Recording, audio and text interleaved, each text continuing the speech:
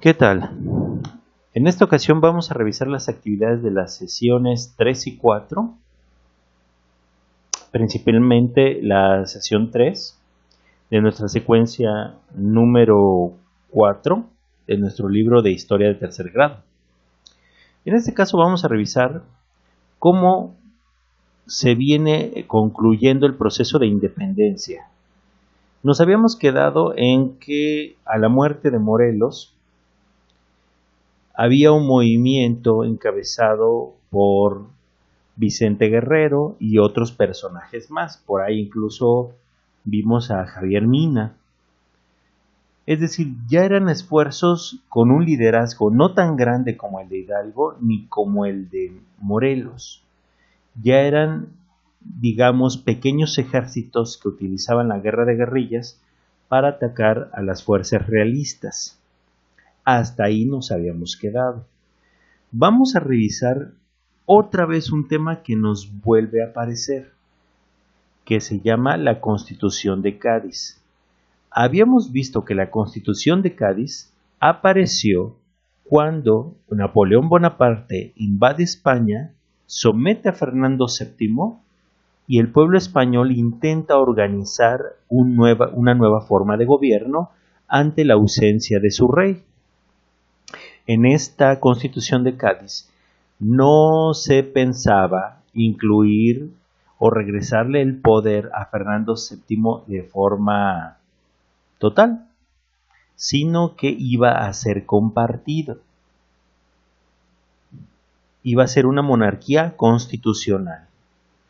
Ahora, ¿qué es lo que nos manifestaba en las sesiones anteriores?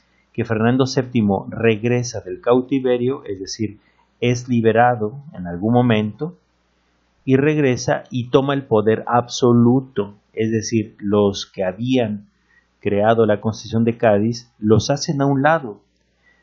Es aquí donde quiero continuar con nuestra lectura y te insisto, si no tenemos actividad, te sugiero que subrayemos y rescatemos cosas en nuestros apuntes. Nuestros subrayados se conviertan en pequeñas notas. Bueno, continúo. Rafael de Riego obligó a Fernando VII, a través de un movimiento armado, aquí como se puede ver, a deponer su absolutismo. Deponer es decir, hasta un lado, para restituir la Constitución. Pero dentro de esas modificaciones, estas nuevas cortes suprimieron el fuero eclesiástico, es decir, los derechos, los privilegios que los sacerdotes, que la iglesia tenía. Entonces, eso es algo que, pues, por supuesto, a cualquier persona ligada al clero, pues no le iba a caer nada bien, ni en España, ni en ninguna otra colonia de España. Razón por la cual, en algún momento, debido a esta presión muy grande proveniente de Europa, de España, el virrey Apodaca tuvo que jurar la Constitución. Ahora sí que es una forma de decir que el virrey de Apodaca, que era la máxima autoridad en Nueva España, se vio obligado a aplicar la Constitución de Cádiz. ¿Pero qué pasó? ¿Cayó bien esa nueva Constitución en Cádiz? ¿De Cádiz aquí en Nueva España? Pues por supuesto que no. Y dice, muchos criollos y españoles, defensores de los privilegios del clero y del ejército, se opusieron, por supuesto. ¿Sale? Y nos menciona que hay un clérigo llamado Matías de Monteagudo que inició un movimiento de independencia. No te confundas, este movimiento no es el movimiento de Vicente Guerrero y los otros que quedaron después de la muerte de Morelos. No es el mismo. Esta independencia era para evitar la aplicación de las reformas liberales de la Constitución de Cádiz. Entonces, eso quiere decir que por un lado ya teníamos dos movimientos. El movimiento encabezado por Matías de Monteagudo para evitar la aplicación de la Constitución de Cádiz y el movimiento de independencia que era, digamos, dirigido por Vicente Guerrero y otros líderes más. Ojo, dos movimientos independientes para independizar, ¿eh? Suena como a pleonasmo. Ahora, ¿qué dice aquí? Los conspiradores se reunían en el Templo de la Profesa en la Ciudad de México y declararon, los de este movimiento de independencia, que el rey había jurado la Constitución estando prisionero, lo que era ilegal. Designaron al antiguo jefe realista Agustín de Iturbide y ya apareció uno de los personajes que muchas veces nos piden estudiar desde la primaria. Pero bueno, entonces en este movimiento de independencia el jefe armado era Agustín de Iturbide. ¿Y cuál era su misión? Recordemos que como parte del ejército realista, Agustín de Iturbide tenía la misión de vencer a Vicente Guerrero. O sea, podremos un poco confundirnos porque hay un movimiento de independencia que tiene la misión de evitar la Constitución de Cádiz y además de terminar con el otro movimiento de independencia. Pero creo que aquí se junta a una expresión que se dice más o menos así: el enemigo de mi enemigo es mi amigo. Vamos a verlo. Esta es una capsulita, digamos, un paréntesis, donde dice estampas de la historia. Mi patria es primero. En este caso queremos, digamos, resaltar el deber patriótico, la fidelidad, la honestidad de Vicente Guerrero, en la cual se narran una pequeña historia en la cual se dice que el virrey Apodaca, en su afán de querer comprar a Guerrero, logra convencer al papá de Vicente Guerrero, de que lo incite a dejar las armas, que tome, un convenio, un acuerdo con el virrey de Apodaca y ahí termina ese movimiento de independencia. Sin embargo, lo que podemos leer, te invito a que lo leas, está muy interesante, no viene completo, recuerda que cuando aparecen estos corchetes con puntos suspensivos quiere decir que el texto es más grande. Pero bueno, Vicente Guerrero, a pesar de los ruegos de su padre, termina diciendo que la patria es primero. Una frase que muchos políticos lo utilizan y que, bueno, no sé si en verdad tengan esta fidelidad y honestidad de Vicente Guerrero. Pero bueno, sigamos con nuestra lectura. Aquí aparece un tema que es el Plan de Iguala, en este se platica, se comenta que Iturbide,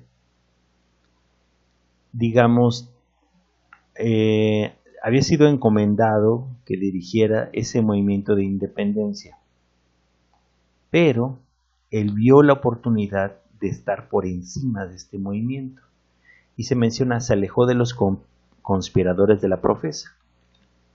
Es decir, se daba cuenta que tenía la posibilidad de salir no solo como un jefe militar, sino ir más allá. Tenían visiones propias. Y razón por la cual dice, y realizó sus propios planes de independencia. Su plan contemplaba la unión con los insurgentes.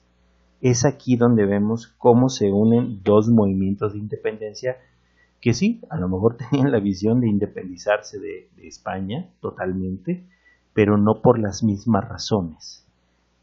¿Sí? Entonces, recordemos que ya habíamos visto dos cartas, una enviada de Iturbide a Guerrero y otra de Guerrero a Iturbide, en la cual tratan de pactar, digamos, un acuerdo en el cual, en el afán de los dos de cumplir su deseo de independencia, los dos se ven beneficiados. Claro, debemos entender que si firman algo, si acuerdan algo, en este caso Iturbide y Guerrero, no quiere decir que tenían la misma forma de pensar. Quizá tenían parte del objetivo igual, pero no todo. Bueno, y sobre todo entendemos que Guerrero era cuestión de tiempo que tarde o temprano su movimiento iba a perecer por las desventajas que tenía que atacar de manera furtiva, o sea, rápidamente atacaba a pequeños grupos militares y se retiraba. Pero a ese paso definitivamente no iba a ganar.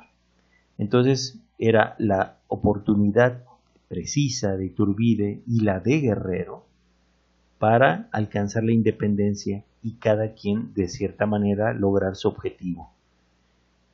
Entonces, esto se plasma en el Plan de Iguala el 24 de febrero de 1821. Dice, en él se reunieron no solamente las demandas e ideas de creadores españoles que se oponían a la Constitución de Cádiz, sino algunas de las que defendían los primeros insurgentes. Algunas, ojo, algunas. Veamos el Plan de Iguala. Y te voy a resaltar algunas cosas que me llaman mucho la atención, que ya habíamos visto, donde dicen que, por ejemplo, a pesar de todo, se decía que la religión católica era, digamos, la única. Dice, sin tolerancia de otra alguna. Lo vieras como lo vieras, la religión católica era la única. Ahora, absoluta independencia de este reino. Es decir, en eso pudiéramos decir que tenían la misma idea, independizarse de España. Pero, ojo, checa el número 3. Nos dicen, el gobierno monárquico templado por una constitución análoga al país. Gobierno monárquico. Ojo, nunca habíamos, bueno, yo no me acuerdo que hayamos leído que tanto en el movimiento de Hidalgo, en su proclama, como en Sentimientos de la Nación de Morelos, se tuviera contemplado a Fernando VII. No lo mencionaba como tal, ni tampoco que alguno de ellos iba a gobernar como un rey. Póngale que quitas a Fernando VII, pero bajo esta premisa de gobierno monárquico, algún jefe tenía que terminar siendo algún tipo de dirigente que suene a rey, a monarca, algo por el estilo, emperador. Pero no se manifiesta la palabra presidente, por ejemplo. Ahora, aquí nos maneja la palabra emperador. Entonces, este detalle creo que sí es muy importante y relevante decir que no era igual a lo que venían manifestando tanto el movimiento de Hidalgo como el de Morelos. Luego, todos los habitantes de él, sin otra distinción que su mérito y virtudes, son ciudadanos idóneos. Pude decir, bueno, pues en eso se parece, al menos en el papel. Luego otro, el clero secular y regular, conservando en todos sus fueros y propiedades. Esto no venía en los documentos escritos por Hidalgo o Morelos. Pero bueno, el punto es que los dos tenían la necesidad de terminar ya pronto con este proceso y vieron los dos esa oportunidad. Entonces, por eso dice, con la unión de la fuerza de Guerrero y Iturbide se formó un solo ejército, el ejército trigarante, o de las tres garantías que proclamaban independencia, religión y unión. Ahora, después de este proceso viene el Tratado de Córdoba. Se entiende, dice aquí, el 30 de julio de 1821 llegó a la Nueva España Juan O'Donoghue como jefe político superior. Pero ¿qué sucede con don Juan O'Donoghue? Firman los tratados de Córdoba, por medio de los cuales este último, o sea, O'Donoghue, reconoce el Plan de Iguala, la independencia de la Nueva España y a la nueva nación como un imperio. Entonces, básicamente don Juan O'Donoghue vino a validar el proceso de independencia por parte del movimiento encabezado por Iturbide y por Guerrero. Bien, hasta aquí yo te diría, rescata algunas ideas. ¿Sí? Yo aquí tengo algunas notitas, igual resalto algunas otras que considero que son importantes para que yo tenga un aprendizaje más profundo, más claro igual las recomendaciones son las mismas. ¿Por qué razón? Porque ahora me voy a topar con otro textito que se llama La consumación de la independencia. Nos habíamos quedado que el ejército, aquí está, bueno, más bien se firma el 30 de julio este acuerdo del Tratado de Córdoba, pero la independencia llega, digamos, simbólicamente el 27 de septiembre, aunque formalmente hasta el día 28 de septiembre cuando se firma el Acta de Independencia. Entonces aquí se valida, digamos, los tratados de Córdoba y el Acta de Independencia. Pero ojo, aquí viene la parte escabrosa de los acuerdos. Como dicen, lo que luego no viene en los acuerdos, lo que viene en letra chiquita. ¿Por qué? Porque esta Acta de Independencia garantizan la preservación del antiguo orden social y político. Se supone que tanto el movimiento de independencia de Hidalgo como el de Morelos, el del mismísimo Guerrero, pretendían de alguna manera darle un lugar a, no solamente, por supuesto, a los criollos. Recuerde que había criollos.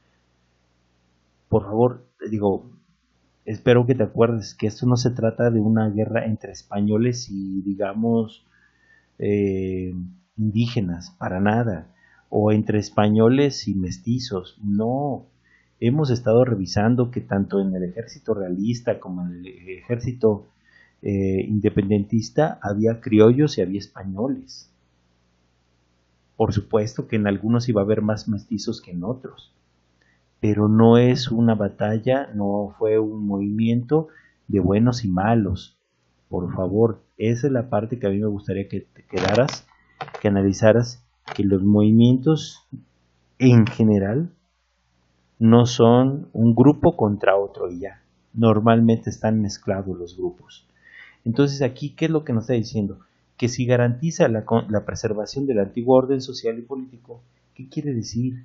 Pues lo que nos dice acá, que la élite, o sea, la gente, digamos, más pudiente, de más poder económico y político, iba a seguir manteniendo los mismos privilegios, cosa que, por ejemplo, en el caso de Hidalgo, pues no tendrían cabida, ni en el movimiento de Morelos, por supuesto que ahí no, pero fue algo inevitable. Para como estaba la situación, quizá, digo, no soy defensor de esta, yo al menos particularmente de esta postura, pero quizá era un mal necesario. Entonces recuperan su autoridad, su poder, que de alguna manera había sido afectado por los movimientos de los personajes clásicos de la independencia, y también los conserva el ejército y la iglesia. Entonces, relativamente sí nos independizamos de España, pero las cosas aquí en el territorio en América seguían siendo prácticamente las mismas. Sonaba bien aquí, como habíamos mencionado, todos los habitantes de él, y sin otra distinción que su mérito y virtudes, son ciudadanos idóneos en el plan de Iguala.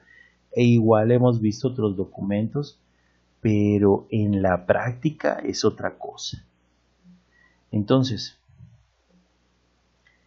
¿qué es lo que nos resalta? No retorna, bueno, ahora sí que este movimiento no retomó el proyecto de reformas sociales de los insurgentes, que es una notable, muy notable diferencia.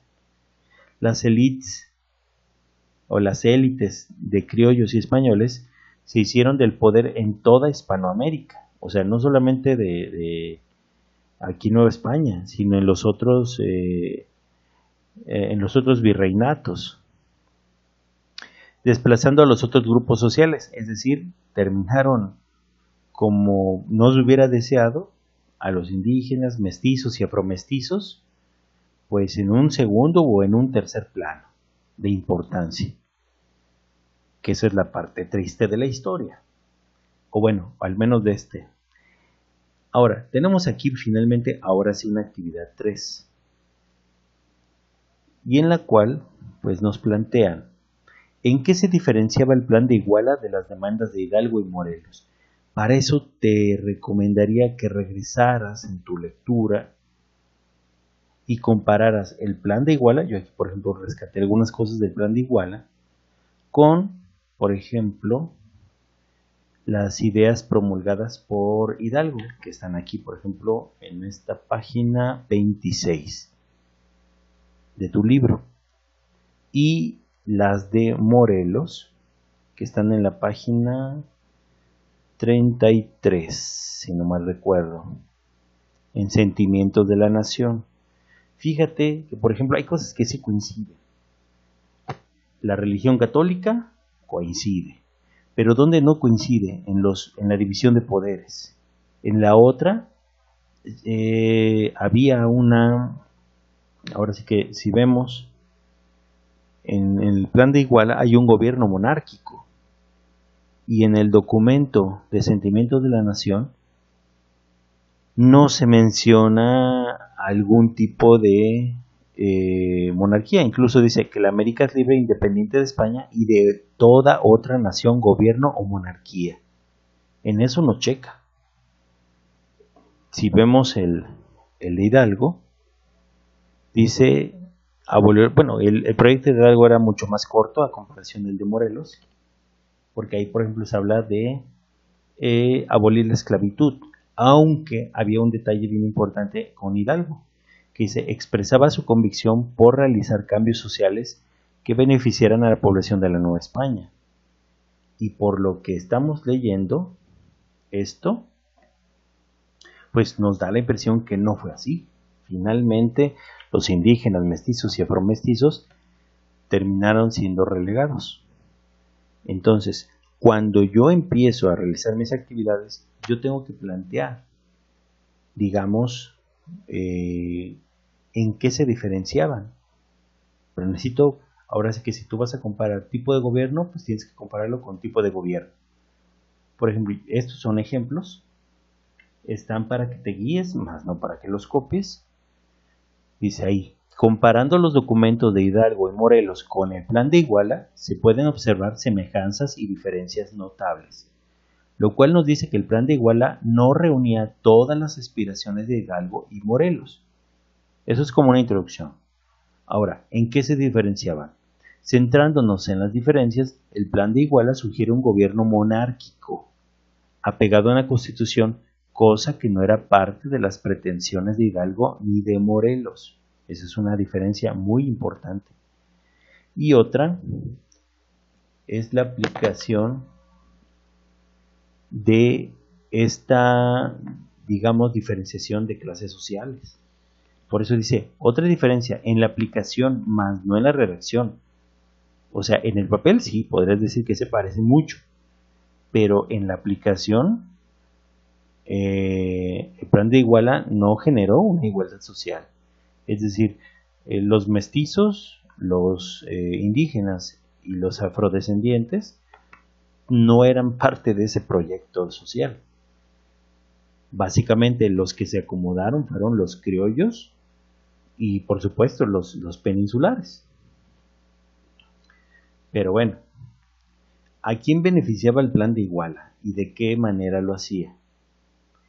Por ejemplo, ahí menciono, benefició claramente a los españoles y criollos que eran reconocidos como dueños de distintos tipos de negocios, además de favorecer al clero, es decir, los que ya por sí eran poderosos, los empresarios, los dirigentes de la iglesia y militares, ellos seguían teniendo los mayores privilegios.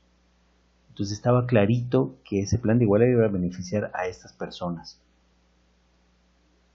Obviamente se colgaron parte de este movimiento que venía encabezando Vicente Guerrero. Ahora, luego nos dicen, ¿qué opinan de la forma de gobierno que se pretendía establecer después de la independencia? Perdón. Pues bueno, aquí tu opinión depende mucho cómo te veas. Yo por eso aquí te sugiero, de acuerdo con tu origen, ¿qué serías? ¿Español? ¿Criollo? mestizo, afrodescendiente, indígena. ¿Qué eres tú? Porque yo creo que dependiendo tu descendencia es como tu forma de defender la situación. Porque si, vaya, si por ti tuvieras, no necesariamente que todos los españoles, no necesariamente, sería retrógrado decir que los españoles o que todas las personas, a pesar de los años, las personas siguen siendo igual. No, por supuesto que eso no. Pero digamos, tratando de dar tu opinión acerca de lo que sucedió hace años más, años menos, 200 años, ¿cuál sería tu punto de vista de ese gobierno? Que el que se pretendía era el monárquico, cuando se supone que tú lo que ya no querías era un monarca, o sea, ya no querías la influencia de, en este caso, de Fernando VII, pero resulta que ahora tú quieres poner un monarca. Entonces, ¿para qué querías cambiar algo si de por sí querías continuar con lo mismo? Entonces, lo que te da a entender que en realidad no había un cambio de fondo, solamente un cambio de personas. Pero esa es mi opinión. ¿Cuál es la tuya? Pues tú escríbela, pero da tus argumentos.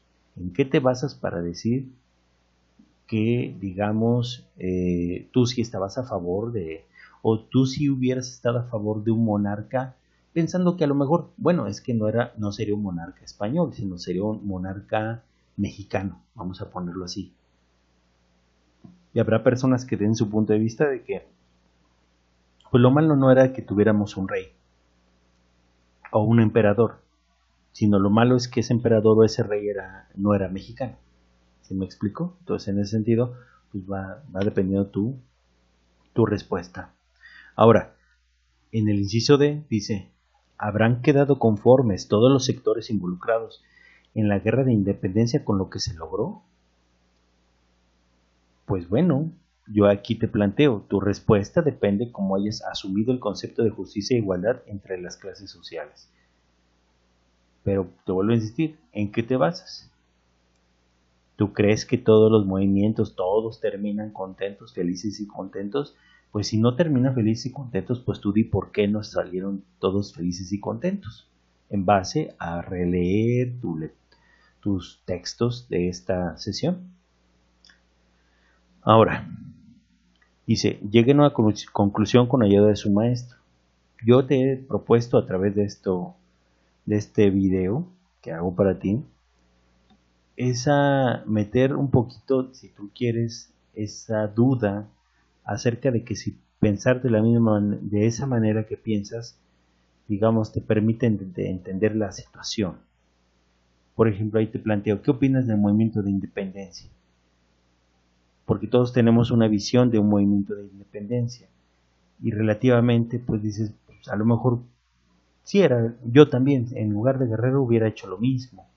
O yo no hubiera hecho lo mismo que Guerrero, no sé, pero depende de tu forma de ver las cosas. Y si estás, digamos, tu forma de opinar y la mía no es la misma, eso no quiere decir que estés mal. Digo, tú respetaré tu forma de ver la situación, pero da argumentos. Entonces dice ahí, después de haber leído esta secuencia, ¿qué aspectos han cambiado en la forma de ver el proceso de independencia? Sí, es igual de romántico, de apasionante la historia, de heroica, que de repente no necesariamente por eso es que a veces no me gusta mucho la historia vista como si fuera una historia romántica, porque de repente te encariñas con un personaje y piensas que los personajes son buenos o malos, cuando tienen matices. Hay áreas grises, a veces un gris más oscuro, a veces un gris más clarito, en la toma de decisiones de los personajes. Porque muchas veces ni el malo es tan malo, ni el bueno es tan bueno. Los malos tienen cosas buenas y los buenos tienen cosas malas, por así decirlo. Lo que nos hace ver la historia de una forma más realista y aplicarla a nuestra realidad de una forma más efectiva. Ahora, quiero cerrar nada más diciéndote, la actividad 4 no quiero, digamos, plantearte respuestas. Quisiera a lo mejor leer las cosas contigo, Algunas van a ser un tanto repetitivas desde el punto de vista que ya las hemos analizado en esta sesión número 3. Pero sí me gustaría, aquí le voy a poner sesión 4. Sí me gustaría plantearte que tú la resuelvas con calmita, dale espacio, no respondas tan corto para que pueda apreciar un poquito mejor tus respuestas, ¿sí? Ahora dice aquí, señala en qué estados actuales de la República Mexicana se ubicaba la resistencia de los insurgentes y quiénes eran sus líderes. Pues yo te invito a que repases los mapas que hemos visto en esta secuencia número 4, que lo revises para que nos puedas decir, checa el recorrido de Hidalgo, que ya lo revisamos, el recorrido de Morelos, el recorrido de Guerrero, de Moreno, de Javier Mina y otros más. Chécalos. Ahora, dice, reflexionen por qué el movimiento insurgente utilizó la guerra de guerrillas como estrategia. Incluso ya lo habíamos visto en las sesiones anteriores. Porque los movimientos después de Morelos básicamente fue pura guerra de guerrillas. Ataco rápido y me retiro. Ataco rápido y me retiro. Esa era la idea. Causar daño rápido para no tener, digamos, un enfrentamiento directo donde muy probablemente los movimientos, en este caso insurgentes, hubieran prácticamente fracasado. Ahora, escriban sus conclusiones en su cuaderno y con la ayuda de su maestro indaguen sobre las características de las guerras de guerrillas. O sea, investiga qué es una guerra de guerrillas. Vas a entender el texto a lo mejor un poquito más claro. ¿Sí? Estas guerras en las cuales grupos pequeños atacan a otros grupos pequeños, aprovechando las posiciones, es decir, a lo mejor el terreno desconocido de algunos, y unos aprovechan básicamente esconderse, atacan y se retiran. Ahora, comparen las posturas de Iturbide, por lo que te decía, que tenían el mismo objetivo, pero no el mismo camino. Sin embargo, pues las condiciones se prestaban para buscar un acuerdo. No era un acuerdo perfecto, donde, digamos, Iturbide quedaba totalmente complacido, ni que Guerrero también quedaba totalmente contento, pero pues bueno, era lo que se tenía en ese momento. Entonces ahí dice, indiquen cómo y por qué lograron los acuerdos plasmados en el plan de Iguala. Y bueno, recuerden que un acuerdo no necesariamente quiere decir que esté uno 100% de acuerdo con todo, pero llegas a un punto en la negociación en el cual tú dices, bueno, no obtuve todo lo que yo quería, pero dentro de las cosas buenas y malas de este acuerdo, prefiero quedarme con esto que con nada. Resultamente pido, igual, elaborar un cuadro como el que aquí viene, pero para poner tus comparativos en las diferencias y similitudes. Diferencias ya las vimos en la sesión 3. Faltarían las similitudes. Si tú pones el video, digamos, con pausitas, vas a encontrar incluso las similitudes porque ya las he mencionado.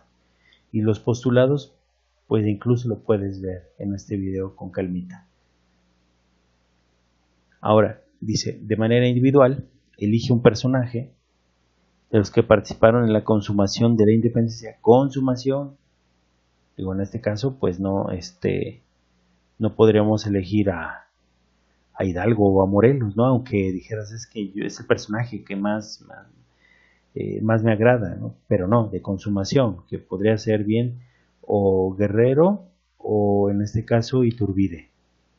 Dice, y escríbele una carta en que le expliques cuáles son los problemas económicos que tendrá que enfrentar después de la guerra. Esto pues no lo vamos a hacer, porque no estamos juntos. Si estuviéramos juntos, por supuesto que lo haríamos. Sería interesante. Pero bueno, quiero dejar hasta aquí este video. Te invito a que le pongas pausa al video, lo vayas analizando con calma. Si algo no lo entendiste, lo regresas. Si a pesar de eso aún hay dudas, pues puedes buscarnos y trataremos de ver cómo resolver esas inquietudes, esas dudas. Pues bueno, no me queda otra más que agradecerte tu tiempo y pues decirnos que nos veremos en el siguiente capítulo. Hasta luego, que descanses.